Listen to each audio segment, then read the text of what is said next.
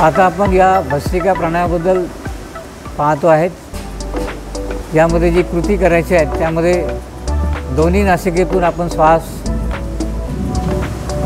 जोडणे आणि घेणे ही प्रक्रिया करतो आहे। लंबा श्वास नासिकेने घ्यायचा आहे आणि दीर्घ श्वास सोडायचा, छातीत भरणे आणि सोडणे।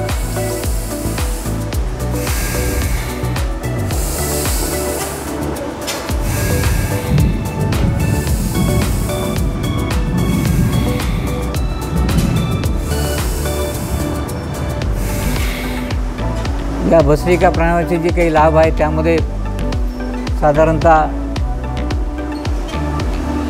सर्दी, पळसा, दमा, अस्थमा, वात, पित्त विकार यातून आपल्याला मुक्ती मिळते किंवा आपलं जे रक्त शुद्धीकरण प्रक्रिया आहेत, ब्लड सर्क्युलेशन आहेत किंवा आपल्या हृदयाचे जे ब्लॉकेजेस आहेत ते कमी होतात।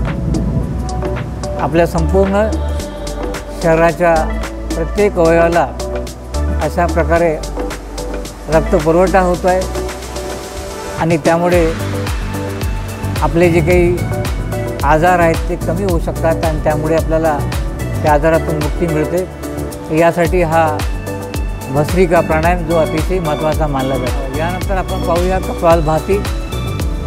कपाल म्हणजे कपाळ, भाती म्हणजे आभा किंवा तेज, चेहऱ्यावर तेज निर्माण करणारा, एक उत्साह निर्माण करणारा, आनंद निर्माण करणारा, शरीराला एक ऊर्जा देणारा असा हा प्राणायाम।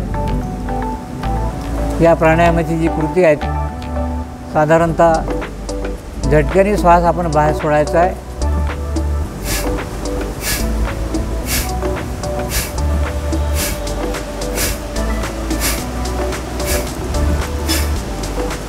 झटक्याने श्वास सोडल्यामुळे आपल्या शरीरातील जे टॉक्झिन्स आहेत, जे विकार आहेत ते बाहेर पडतात।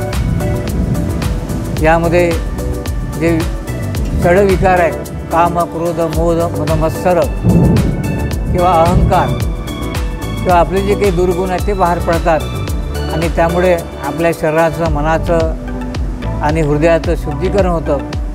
म्हणजे अशा प्रकारे शरीर, मन आणि हृदय याचं शुद्धीकरण करणारा असा प्राणायाम, दीर्घायुष्य मिळवून देणारा प्राणायाम म्हणजे कपालभाती। अतिशय महत्त्वाचा, लाभदायक आणि उपयुक्त असा हा प्राणायाम हा कपालभाती।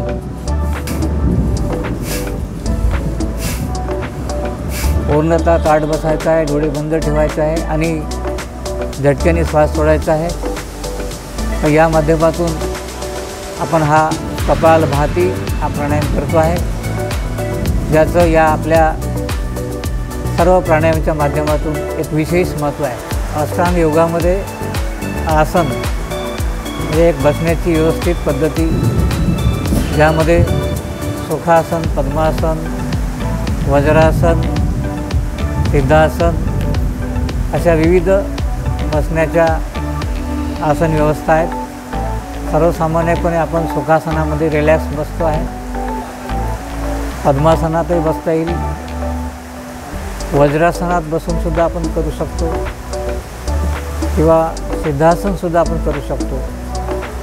तर या आसनांना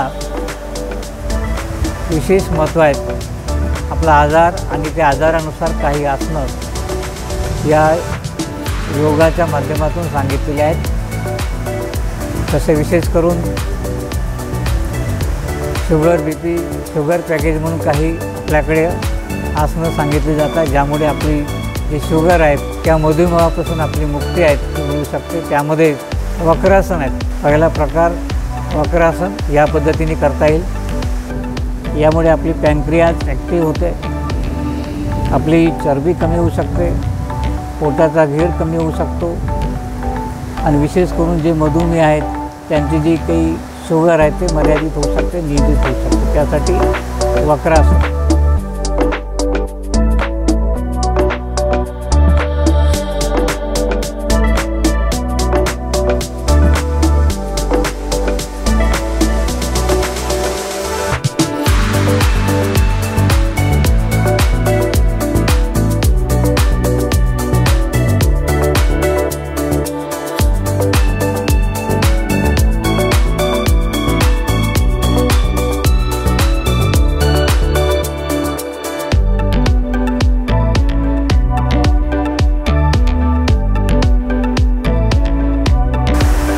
दोन्ही मुठी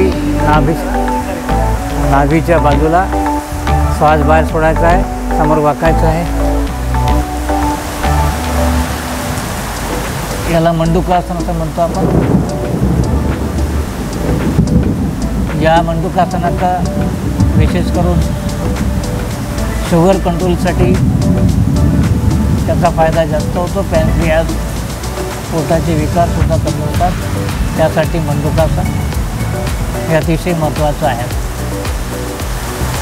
या पद्धतीने मंडूकासन आपल्याला करता येईल.